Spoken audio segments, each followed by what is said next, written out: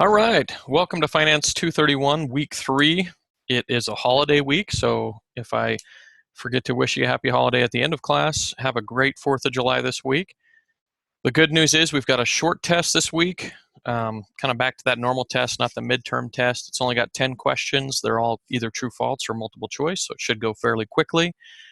Our assignment isn't nearly as intense as it was last week. This week, I did update the instructions, though, briefly tonight, so just make sure you check it. It is similar in its formatting to the week 1 assignment, which is it's a scenario with some short answer questions that you need to convert into at least 2 pages of writing in essay format if you would like full credit. So just be aware of those instructions, take note of those instructions, and if you'd like full credit, get at least 2 pages completed talking about the different alternatives and information that they give for the end of chapter 6 scenario problem that it refers to under the instructions.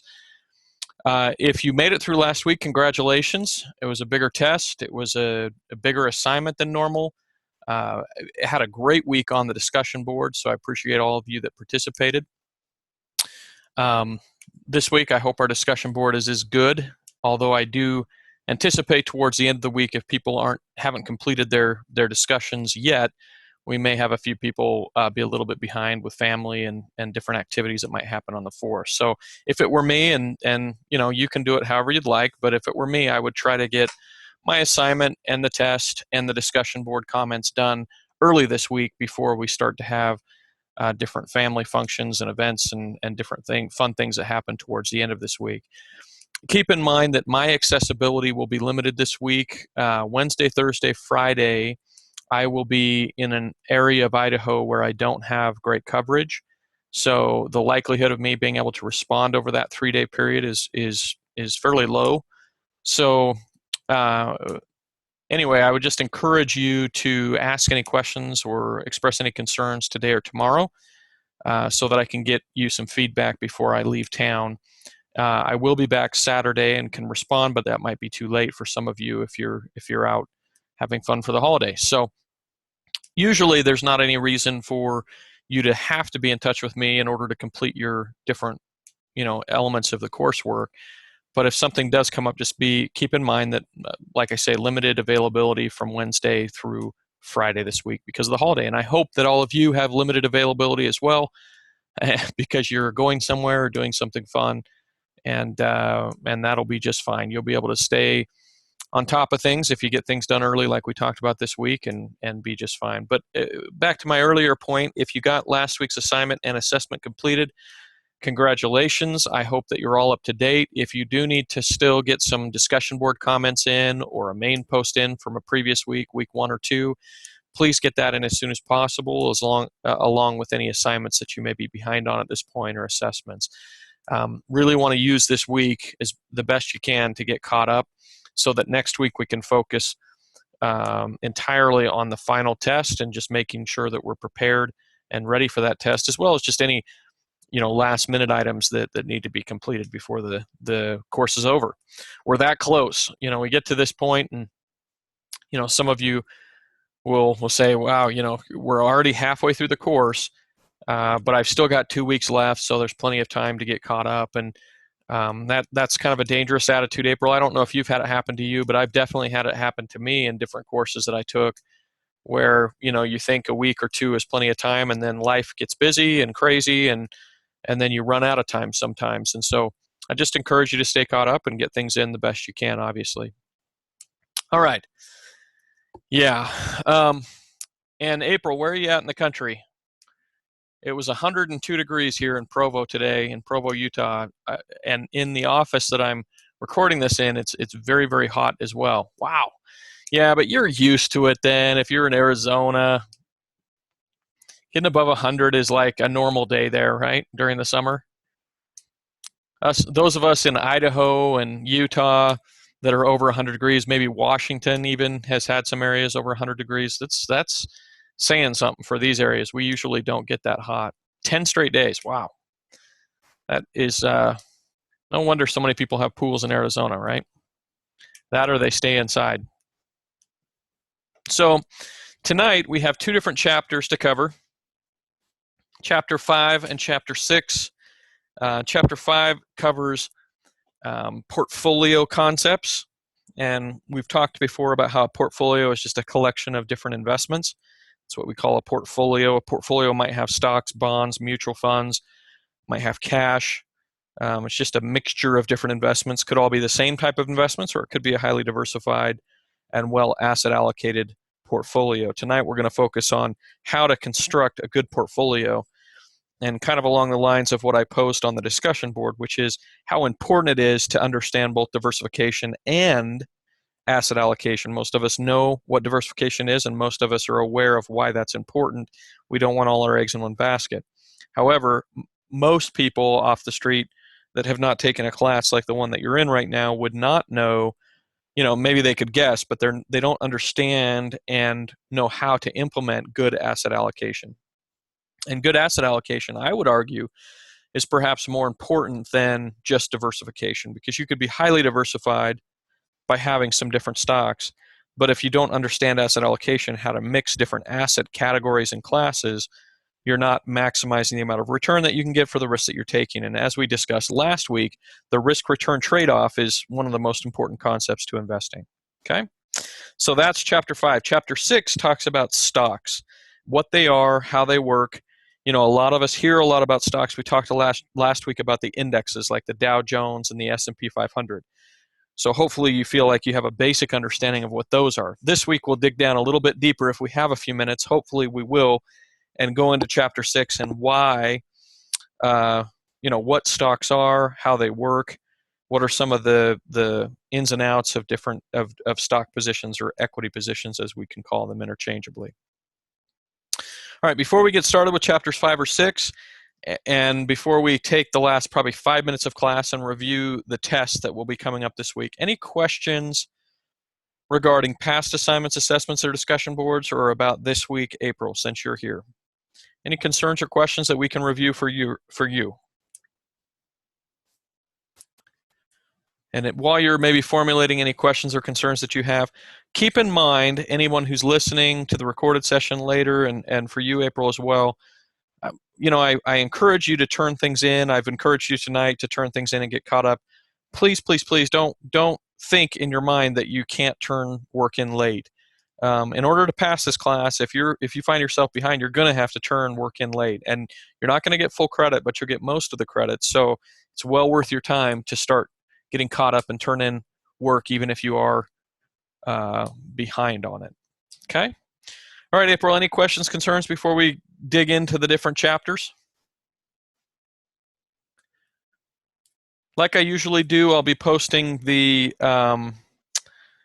and you can just write in a question anytime you want, April, so it doesn't have to be right now, but if you think of anything, let me know. So just as a reminder, I will, on the announcement board, post, of course, the recorded session through YouTube video, but also I will post the session slides from chapters 5 and 6, and I will also post Lindsay Haas, her availability this week, which will probably be different. Well, I take that back. It might not be different at all based on the holiday, but just note her different times just in case she's switched those up. It might not be the normal Thursday night session based on it being a holiday week. I'm not sure what she's going to do with that. So I'll post that though tonight so that you have access to it and can see when her availability is. And of course you have the tutoring labs, the finance labs that you can go into and get some different tutoring from other folks as well. But Lindsay has had probably the most experience with this particular class, so I would encourage you to use her help if you can. So that'll all be posted to the announcement board this evening. The other thing that will happen tonight is I will complete all the grading. I've already done the discussion boards, and of course you get immediate feedback on your assessments, but I'll complete out by grading. I'll complete out all the grading by completing the assignments tonight after the class. So you'll have anything that's been turned in on time from week 2 should be graded as of tonight. And that, of course, is consistent with school policy, which is that all grading will be done by Wednesday at noon. Usually, though, for this class, we make sure that it gets done by Monday night. At least that's what we've done so far. So we'll keep that up and get you feedback as fast as we can as far as the on-time work is concerned, and make sure that we get objective feedback by grading things together. I think that does help to make sure that the scoring is consistent. All right, so modern portfolio concepts. So what are we talking about here? And we already had a malfunction on the system, so bear with me for just a second.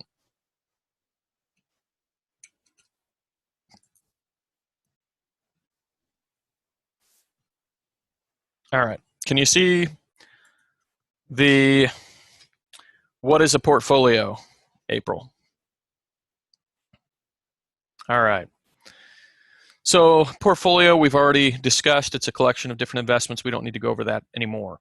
But there are two different main types of portfolios. One would be a growth-oriented portfolio, and the other would be an income objective portfolio. And as we've talked about in week 1, we talked about how total return includes both income and growth, right? So when we talk about total return of an investment, you might have dividends, which would be your income or interest, and then you might have value change. The actual stock might go up or down. And that's another component of your return. As simple as that sounds, there are a lot of people who I meet with on a day-to-day basis about their investments who cannot understand that there are two parts to it. So, for example, I just met with a client today and I told them that their average return on their account from dividends would be 2.5%. And their response to me was, well, if my average return is only 2.5%, then I don't want to invest. And my response to them was, well, that's not going to be your total return. That's just the dividend or interest portion, okay?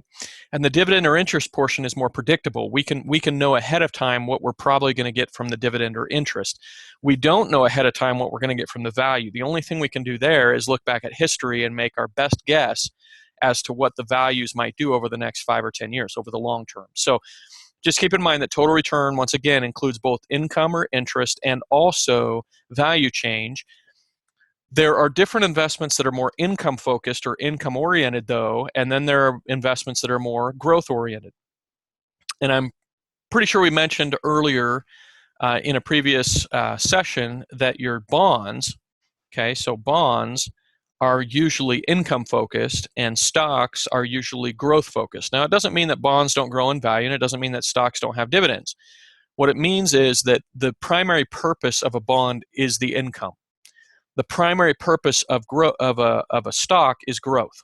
Okay, so if you've got a growth-oriented portfolio, it's likely that the majority of your allocation is going to be towards stock. If you've got an income-oriented portfolio, it's likely that the bulk of your portfolio will be focused on something like bonds or real estate or something that kicks off consistent income and is income-focused. Okay, and it's important to know what goal you have with your account before you start, because that will dictate what kind of mix that you'll want to put in an investment account in order to accomplish your primary objective of either growth or income. Now, an efficient portfolio is one that gives you the most return for the level of risk that you're taking. We did talk about that last week quite a bit, so I'm not going to look at that a lot. But the bottom line is, if we're going to take a certain amount of risk, we want to just make sure that we maximize the return that we get. And we talked about how there's an efficient market frontier, okay, and let's just remind you of what that looks like. An efficient market frontier, you're going to have risk along the bottom or the x-axis, and you're going to have return along the top or the side, and that's your y-axis. Okay, this is your y-axis and your x-axis when you're doing something graphically. And when we talk about risk, we're going to have some kind of line chart that looks like this that basically says the more risk you take, you should get more return. Now, there's a certain point where there's diminishing returns, right? So from right here to right here, you get a little bit more return, but you're taking a lot more risk, right?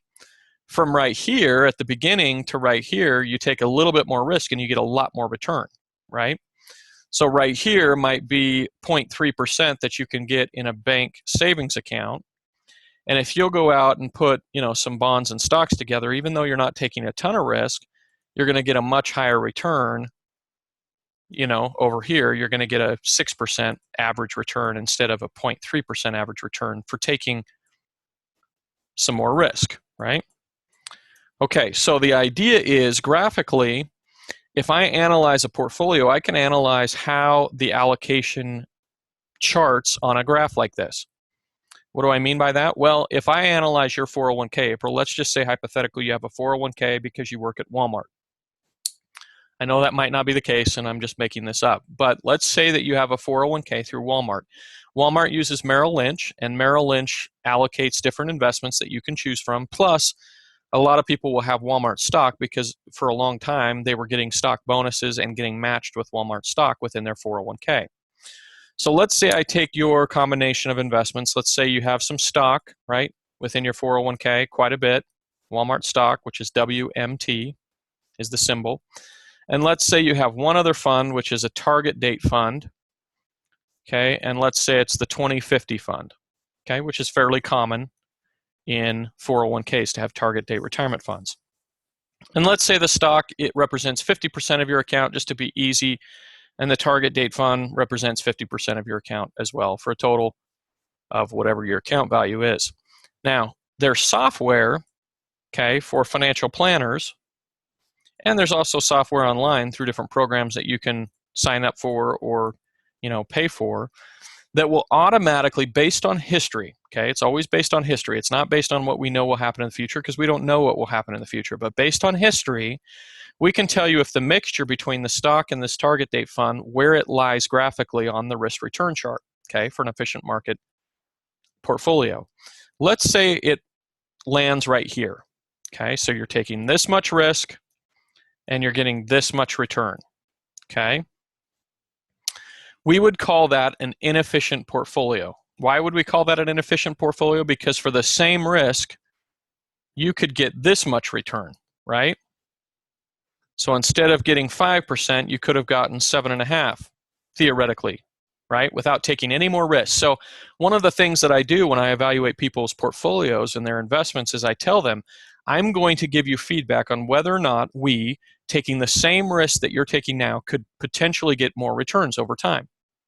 And if I can do that, that should add a lot of value to your situation, right? Because we're not having to take any more risk. I'm not having to convince you to take any more risk or be any more volatile with your portfolio. But what I will do is potentially get you more return, okay? That difference in return between an inefficient portfolio and an efficient portfolio. Now, over short periods of time, it is possible that you could be up here above the line, okay, in the short term. But long term, okay, technically, you could never be above the line. You just want to reach the line. That's the most efficient portfolio that you could be for the risk that you're taking. Below the line is inefficient, and above the line is considered impossible, okay? So sometimes graphically, I'll graph an efficient market portfolio, and sometimes I'll come up with a dot that's above for the short term and a dot that's below for the long term, which means that they overperformed expectations that are long term in the short term, but in the long term, it's still an inefficient portfolio, okay? So April, does this mean that you'd have to trade stocks? No, it just means, for example, up here in the situation, in the scenario that we were talking about before, where you have stock and mutual funds, it might mean that I encourage you to take some of the money out of your stock position and put more of it into this diversified target date fund or into one of the other funds that you have available to you through Merrill Lynch. So a lot of times in an IRA or 401k, all we've got is mutual funds, right? And so I'll be encouraging people to mix those mutual funds to see if we can get a little bit more efficient over the long term with our portfolio. Now, if you had, let's say you inherited from your parents or grandparents 5 different stocks, okay? And let's say that they're good companies, but you're not sure how efficient your portfolio is, right? Because different stocks interact differently with each other, and your risk-reward trade-off is going to be based on the combination of those different stocks, not just the individual stocks themselves. So one of the things that I could do is I could evaluate your 5 stocks and make sure that that's a good combination, a good allocation of different stocks that's efficient. If it's not, we could, potentially, trade out of one of them or exchange one of them and fix it, okay, without having to change the whole account. Yeah, so all I'd care about is the total of the stocks together, right? You may come to me and say, hey, I've got Google stock. Isn't that a great stock? And I'd say, yeah, that's a great stock. Let's look at all of your stocks together and make sure and evaluate the risk reward, and how efficient that portfolio is as a whole, right? Not just the individual stocks, but as a whole, how is it doing? Welcome, Jacob. We're talking about efficient market portfolios, or efficient portfolios, excuse me. Okay. Let's clear this up. Okay. So of course, the return on a portfolio is simply the average of all the individual assets in the portfolio, right? So that goes to just what we were barely talking about, which is we're not as concerned about the individual stocks themselves. We will when we evaluate how to make changes, but when we are just analyzing whether or not a portfolio is efficient or not, our primary goal is to evaluate all the positions together as a whole to help us understand how much risk we're taking for the reward we're getting, where we plot out on the efficient market frontier, and whether or not we can be more efficient with our portfolio. Always trying to be as efficient as we possibly can. Obviously, we're trying to get the maximum return for the risk that we're willing to take. Okay. Now, the standard deviation of a portfolio is a little bit harder. Okay, we did one last week, if you did the assignment 2, where all we did was we found out the standard deviation for one stock, right? Stock X and then stock Y. And we calculated their standard deviations. If you were to add those two stocks together in the same portfolio from last week's assignment, stock X and stock Y, the combined standard deviation would not be the average of those two stocks. Okay, and this is kind of a hard concept. But when we talk about two different stocks, we talk about the sum being less than the whole being less than the sum of the parts. Remember that concept from week 1 and week 2?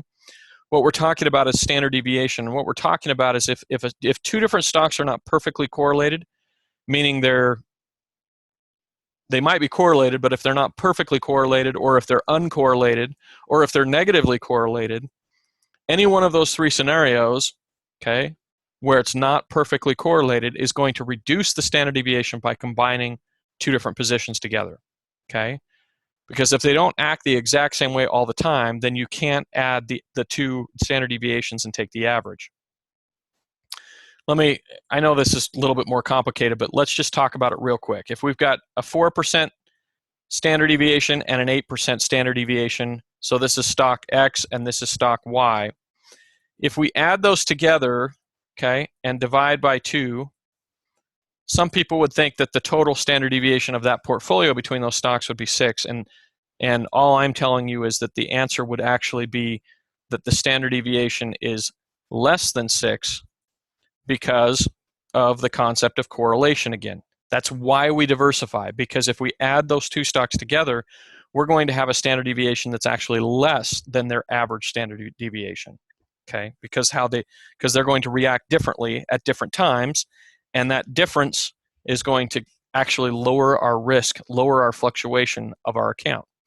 That's why it's so important to put a portfolio together where there's either low or no correlation between the assets that you choose, because then you'll be reducing your risk significantly and potentially increasing your upside potential as well. All right. So let's see here. We talked about correlation a little bit. So that's just the statistical measure about how two different series of numbers, what their relationship is. So when we talk about stocks, we're just talking about the series of numbers are their returns. And how similar their returns are will help us understand how correlated they are. If their returns are exactly similar, then they're perfectly correlated. If they get the exact same returns overall over the period of time that we're looking at. If they get different returns, then they're not perfectly correlated, but how similar they are will help us to understand how strong the correlation is, or how strong the negative correlation is if they're exactly the opposite at all times. Okay, so here's your definitions. Positively correlated, they move in the same direction. Negatively correlated, they move in opposite directions. And the correlation coefficient is a measurement of the correlation. Okay. So let's show you what graphically these look like.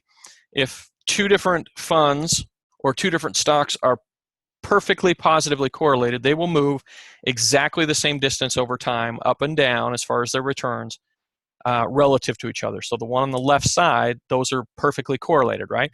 They don't have to get the same return, but their movement is exactly the same. So when one goes up by 1%, the other goes up by 1%. If one goes down by 5%, the other goes down by 5%.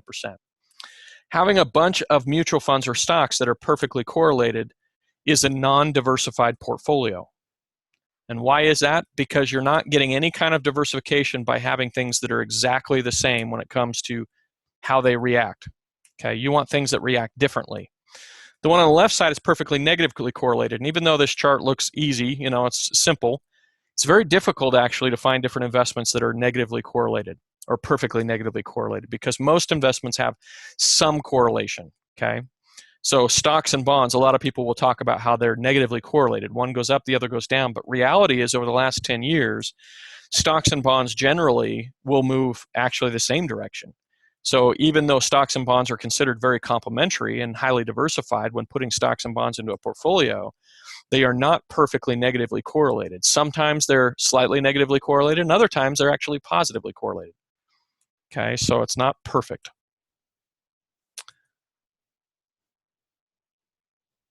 So assets that are less than positively correlated tend to offset each other's movements, and you reduce the overall risk of a portfolio. Why does diversification work? Because, like we talked about before, if you've got a standard deviation or risk of one stock and you add that stock to another stock in a portfolio, you actually reduce the average risk of that account by having them together, because they're not perfectly correlated. Okay. So here's another example. If we've got asset F and asset G, they're not perfectly correlated, but if you add them together, okay, then you have a diversified portfolio. You can see that the fluctuation risk on portfolio that combines those assets obviously has a lot less fluctuation risk, a lot less risk overall than holding each one of those stocks by themselves. Okay.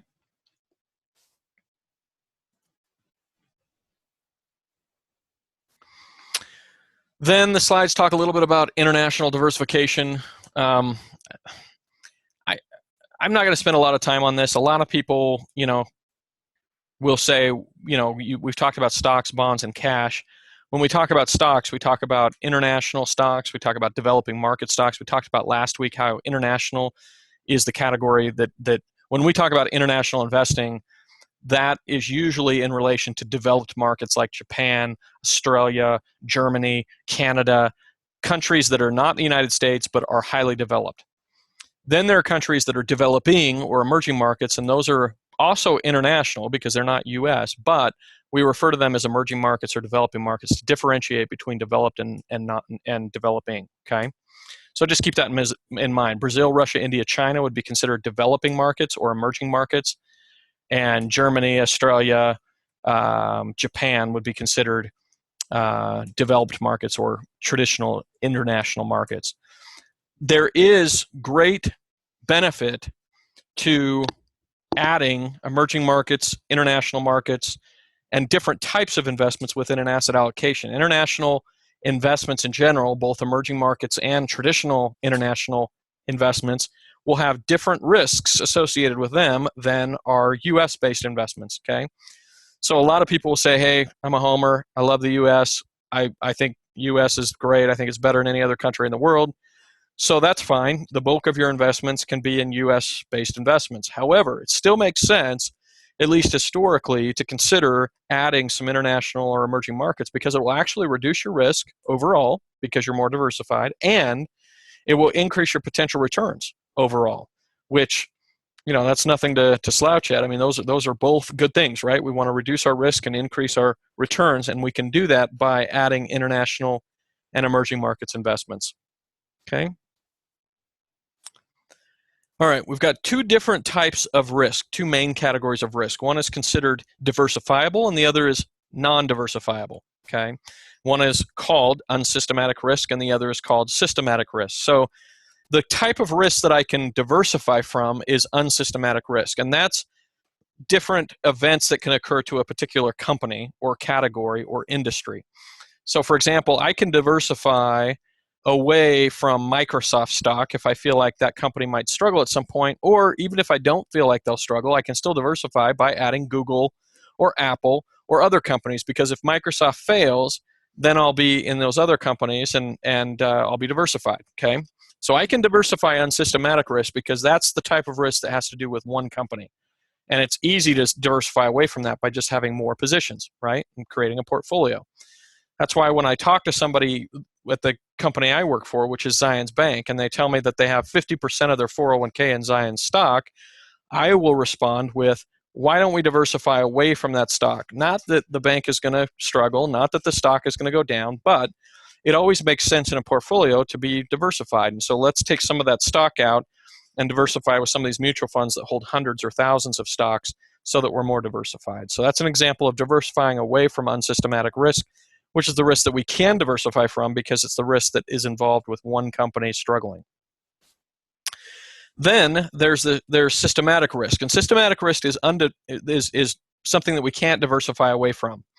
And the reason we can't diversify away from it is because it affects all of us equally, no matter where we're invested. So, for example, inflation, okay, taxes, terrorism events, geopolitical events, political issues, currency issues. Those are all issues that we can't diversify within a portfolio away from. Those are going to have an impact on our portfolio no matter how diversified we are. Okay, so no matter how diversified I am, if I've got money under my mattress, if I've got money in the stock market, and if I've got money in precious metals, okay, I've got money in all those things. If the value of the dollar goes down or if inflation goes up, when I try to convert any of those instruments back into cash so I can go buy something, I'm still worse off than I was before, okay, because of rising inflation. So there's diversifiable risk and non-diversifiable risk. Total risk, of course, is the combination between both of them. We're just, as investors, okay, we just are trying to get rid of this one, okay? So we reduce our risk overall, we reduce our total risk overall by getting rid of our diversifiable risk the best we can. The way we do that is we diversify, okay? Pretty straightforward.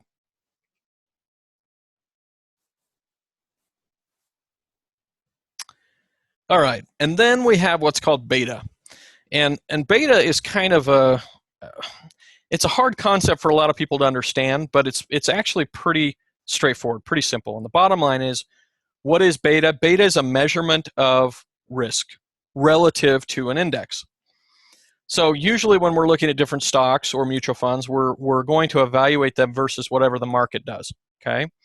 And if we're evaluating versus what the market does, just understand that anything more than 1 means that it's taking more risk in the market.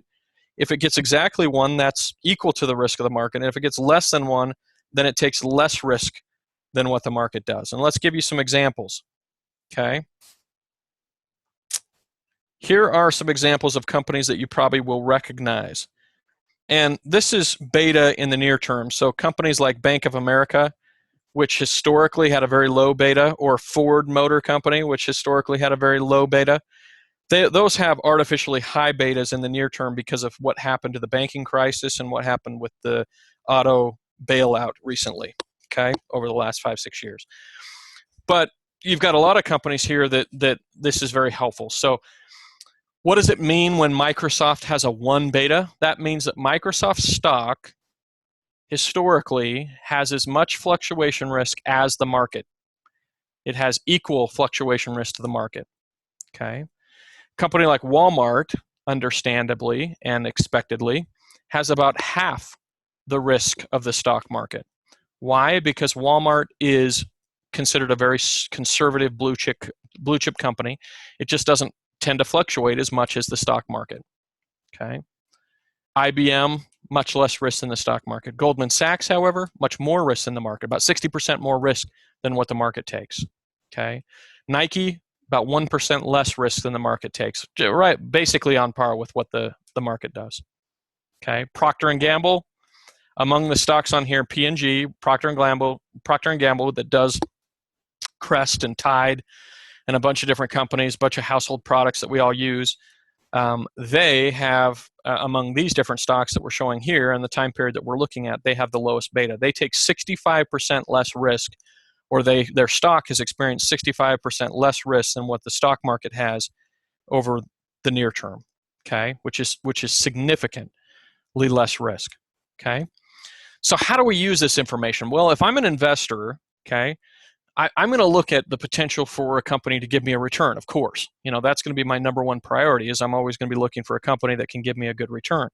However, one of the things that would be very helpful and educational is to actually look at a stock's beta as well and understand before I ever invest what kind of fluctuation risk I'm probably going to assume with that stock. Now, beta is not perfect, right? Because it's only based on what's happened historically. And Bank of America and Ford are two good examples of how this information can be flawed, right? Two companies that are traditionally very, very conservative and act very conservatively, but had been in the near term very, very aggressive looking or risky. However, it still is insightful information, right? If I'm going to invest in Goldman Sachs and in IBM, I know that my combined risk between those two stocks is probably going to be less than the market, right? If I took Microsoft and IBM, it's going to be much less than the market. If I took Procter & Gamble and Walmart, I'd be significantly less risk than the market as far as fluctuation risk is concerned, okay? And I would also expect to get lesser return as an aside, okay? Stocks with lower betas will usually pay us a little bit less than stocks with high betas, okay? Because we should be getting paid for the risks that we take. So one of the things that would be interesting if I were putting together a stock portfolio is to evaluate, am I getting paid for the risk that I'm taking? If I feel like I'm getting paid better than the risk I'm taking because I outperform the market and I take less risk, that is a good risk-reward proposition. Okay, taking less risk in the market but getting rewarded more than what the market has given. All right. Talks a little bit about the capital asset pricing model, which just talks about, combining risk-free assets and risky assets. The traditional asset allocation will emphasize balancing the portfolio between a huge variety of stocks and bonds. We know that. We'll have a balanced fund. And then we get to modern portfolio theory. Okay. Modern portfolio theory has that efficient market frontier. I drew that out for you. That's that graph where we have a frontier where we get to the ideal combination of stocks, bonds, and cash.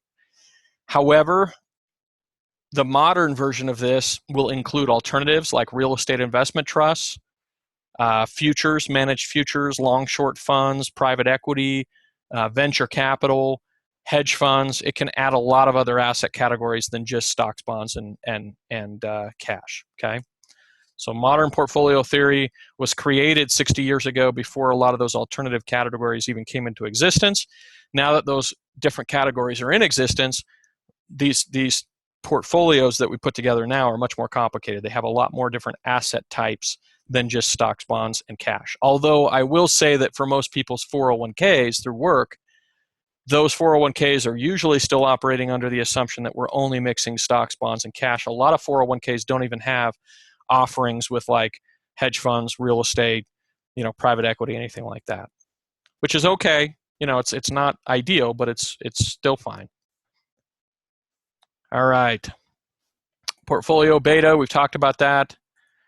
Portfolio beta will go down if we add different stocks or mutual funds together. Okay. Portfolio beta, we just do the proportion of the stock that we've got in the particular fund, and that's the percentage of the individual accounts beta that we're going to assume. So how do we recommend, a portfolio? We determine how much risk someone's willing to take, and then with that amount of risk, we mix, different types of securities and industries and categories of investments to get to the maximum level of return, right on that efficient market frontier, that line, in order to maximize return for the amount of risk that we're taking. Okay, here's that chart that I showed you, that I drew out for you. In reality, it's never going to be a straight line. Okay, so this is kind of incorrect graphically. C, as we talked about, will be impossible. D is inefficient. A and B are efficient portfolios. Okay.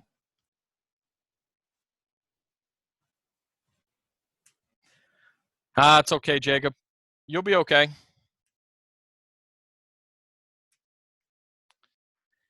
This is kind of the putting it all together, right? And so it's a little bit easier.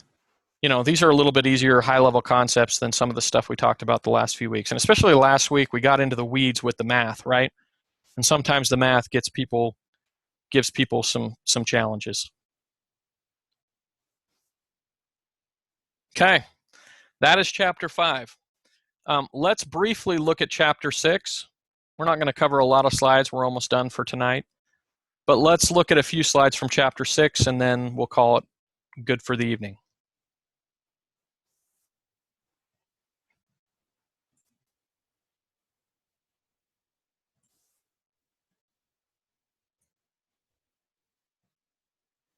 Okay.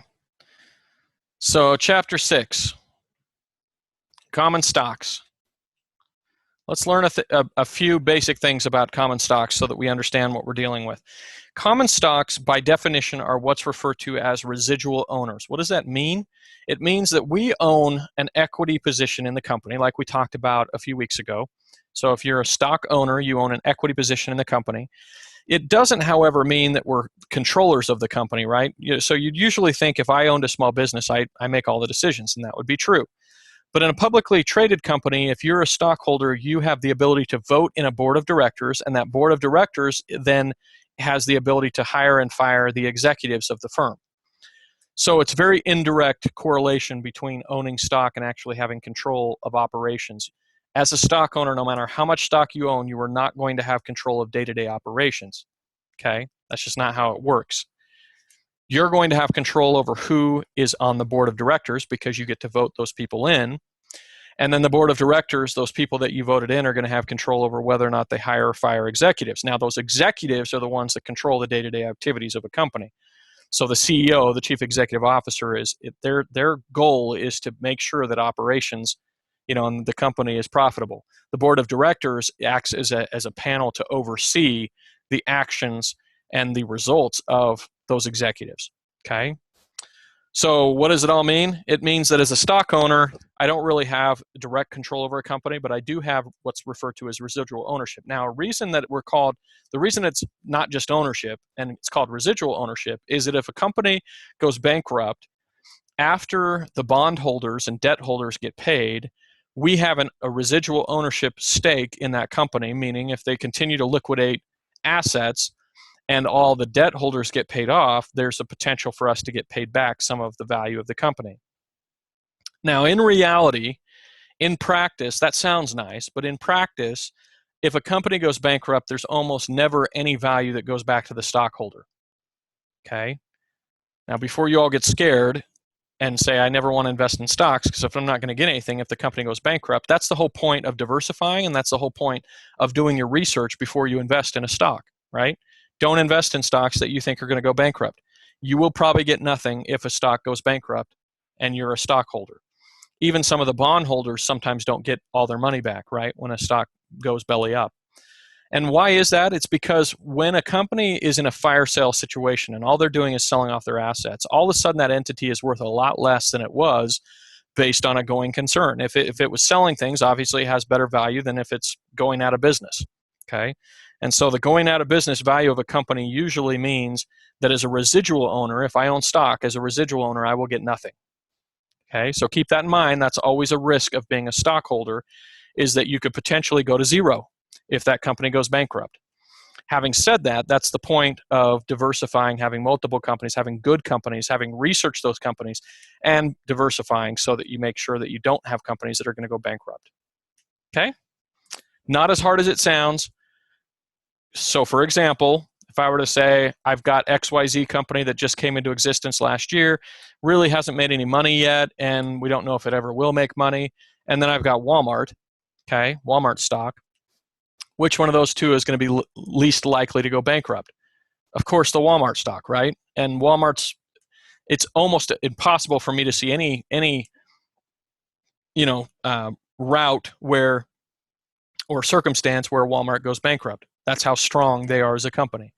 And I can do my research on that company and know that it's very highly unlikely that that company could go bankrupt in the next 5, 10, 20 years even, because of how strong their position is.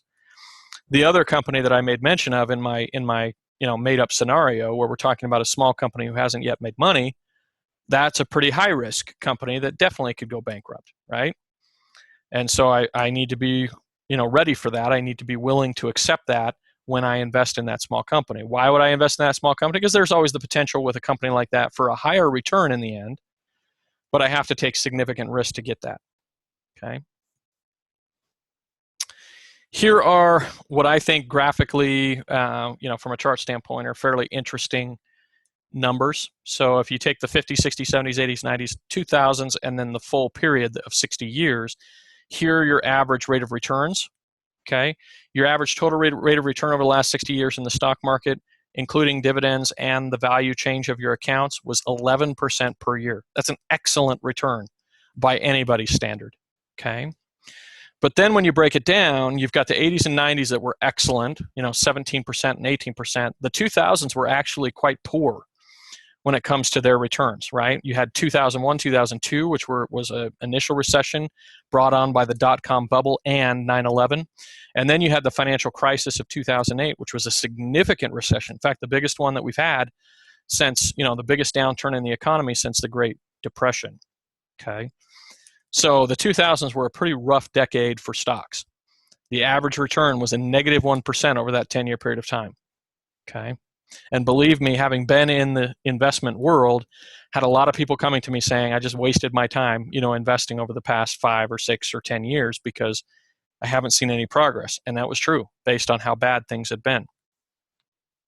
Okay, but then when you take the averages over the long term, stocks have been an excellent investment. Now, a lot of people will say, hey, is the stock market broken because the 2000s were so bad? Is it just not going to work like it did in the past? And the answer to that is no. If you look so far from 2010 through now, you have a significant return on par with the 80s and 90s as far as the average. It's been a great 6 years so far.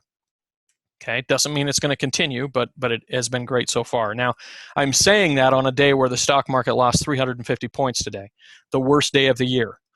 Now, as an investment advisor, does that mean that the stock market's about to fall apart? It might, but it doesn't necessarily mean that. The stock market's always bouncing around. It's always really good or really bad, right? It's always cycling up and down. It's always a roller coaster. And that's something we just have to accept as investors. It's going to fluctuate. We know it's going to go up and down. It doesn't mean that we need to make rash decisions and wholesale, adjustments to our portfolio because of that fluctuation. We should have expected that fluctuation. That's what the market's always done.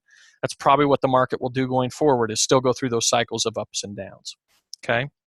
So before we ever invest, we need to know about risk. We need to know that our accounts are going to fluctuate, and we need to expect that, knowing that if I would have invested the last 20 or 30 or 60 years, I would be so far ahead that it would have been well worth my time, to deal with the ups and downs along the way.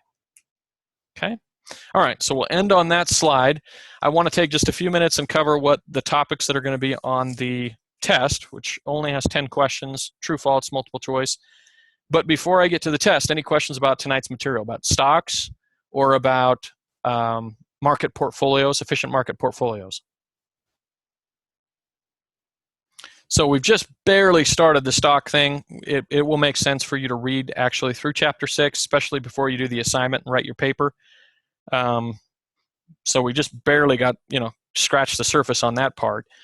We did cover all of chapter 5 and cover it well, so you'll be well prepared for the test questions from chapter 5 already, just based on having attended tonight or reviewing the session later, of course. Okay, so if there are no questions, let's talk about the different topics that will be on the test this week. So first of all, the first thing on the test, the first question on the test goes to that question of risk that we talked about. And we talked about how a standard deviation or beta of one position added to the standard deviation of another position, that combined portfolio between those two different positions will actually be lower than the average because of how they correlate, right? If they're not perfectly correlated, the average standard deviation or average beta will be lower than the sum of the two positions. So when we talk about the portfolio is less than the sum of its parts, we're talking about risk. And we're talking about how a diversified group of different assets actually reduces the risk even beyond the sum of those different components. And I know that's all flowery language, but the bottom line is when you add two different investments together, it's more than just about diversifying from a standpoint of one, going out of business at some point. It's that they correlate differently, and so that you get a lower fluctuation risk as well from that combined group of investments than just one on its own. So understand that concept for number 1 on the test, and you'll get number 1 right. Number 2 on the test, you want to understand what it means to have no correlation positive correlation or negative correlation. Just make sure you understand those three concepts and you'll have number 2 right on the test. We talked about them, we showed you a slide, but go back and just make sure you understand that concept. Number 3 on the test talks about combining different assets and if they're uncorrelated, what that will do to the portfolio. If I combine 2 uncorrelated assets, what's that going to do to the portfolio? So you're going to want to know what that means when you combine uncorrelated assets and what that's going to do to a portfolio before you get to the test, and you'll get number 3 right.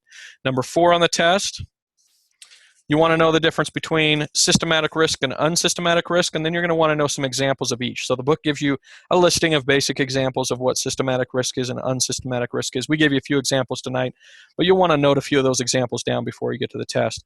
There are a few questions on that. Okay, so number 6 on the test is also diversifiable versus non-diversifiable risk, or systematic versus non-systematic risk. Number 6 on the test is asked you about stock splits. We didn't get to that tonight because that's in chapter 6. You're going to want to know, because there are 2 questions on the test about stock splits and what they do to me as an investor, how they affect me if a stock splits. Actually, a very recent story on this. Netflix just barely did a 7-for-1 split. What does that mean? It means if you had a share of stock in Netflix this month, next month you're going to have 7 shares. Okay, they're going to split it into 7 shares. And you might say, wow, you got way more shares. That's great. That must mean that things are going well. Reality is the stock price will adjust that day for each one of those shares to be worth 1/7 of what the share was the day before. So what does that mean in reality? It means that stock split did nothing, absolutely nothing for the value of your investments in Netflix from the day before they split to the day they split. Okay, you have more shares, but you don't have more value because each one of your shares is worth less after it splits, because the stock will actually adjust to exactly the value that everybody had the day before. Okay, so you say, well, why would we want to do splits then? Well, Netflix stock had gotten very, very high in price. And reality is many investors will shy away from stocks that are really high priced, because we have this mentality of, if something costs a lot, then it must be expensive, even though that's not true for stocks. That's just still the psychology. So a lot of companies will split their stocks so that more people will be interested in buying. And so stock splits can be a positive thing over time, but the day that the stock split happens, it does not increase the value of your account at all. Okay, if I had $1,000 worth of Netflix stocks the day before it split, I'm going to have $1,000 worth of Netflix stocks the day after it split, even though I have more shares, because each one of my shares is worth less. Okay, stock splits are kind of a tricky subject. They're kind of a tricky concept to understand. Make sure you read up on it. You got 2 questions on the test about stock splits. Number 8 on the test is false. So number 8 on the test is false. You got rewarded for having listened tonight or to coming to the recorded session. Number 8 on the test is false. Kind of a tricky question, so we'll give that one to you. Number 9 on the test, okay, asks us to understand how it is that we get new shares of stock. Okay, if I run a company that is publicly traded like Nike, can I just decide how many shares I have from day to day? Or is there a process to how those stocks come to be? And the answer is, of course, there's a process. It's not as just easy as management deciding from day to day how much stock they want to have out there. So make sure you understand before you get to the test what that process is. What are the different methods for a company to issue new stock? Okay, because there's an actual process to that, and you'll need to understand what that process is just generally before you get to the test. Number 10 on the test. Number 10 on the test speaks to something very, very important when it comes to investing. And it speaks to, in part, what we're looking at here, the graphic on the screen, the chart that's still on the screen. And that is, even though the stock market is volatile, and we know it's volatile, and even though the market is cyclical, and we know it's cyclical, and even though the stock market makes us really frustrated sometimes because it goes down and goes negative, and we lose money sometimes as the values go down, even though all those things happen, and we know they're going to happen before we ever invest in the market, a key concept of investing in the stock market is to understand that as long as companies generally are profitable and are making money, the valuation of those companies is going to increase over time. And as the valuation of those companies increases over time, that's going to cause the stock market and the stocks that we invest in to increase in value generally over time. Okay. So if there's a question on the test, which there is, number 10, that asks you, is the general trajectory of the market going to be upward, or is the general trajectory of the market going to be downward? That's an oversimplified way of saying, does the market generally go up or does it generally go down? Okay, and you're going to assume that it's talking about the long term. In the short term, the market could go up or down. We never know in the short term if it's going to go up or down. But in the long term, we got 60 years of proof here. I could actually give you 100 years of proof that the stock market, no matter what's going on in the economy, no matter what's going on in the world, over long periods of time will go up, and the general trajectory will be positive. Okay, so keep that in mind for number 10 on the test, and you'll get that one right. All right, any questions before we wrap up tonight? Lots of information. Feel like I went a little bit faster than I normally do through the information, but we covered a lot of topics. So hopefully you learned something tonight. Feel like you're a little bit smarter than you were the day before. And we've just got one more week. So please, please, please get caught up. Ask me any questions that you have. Zip me an email. Be aware that I'm not going to be as accessible from Wednesday to Friday this week, like we talked about, because I'll be out of town for the holiday for a few days. So just be patient with me for a couple days there, where I won't be able to respond as fast as I normally do.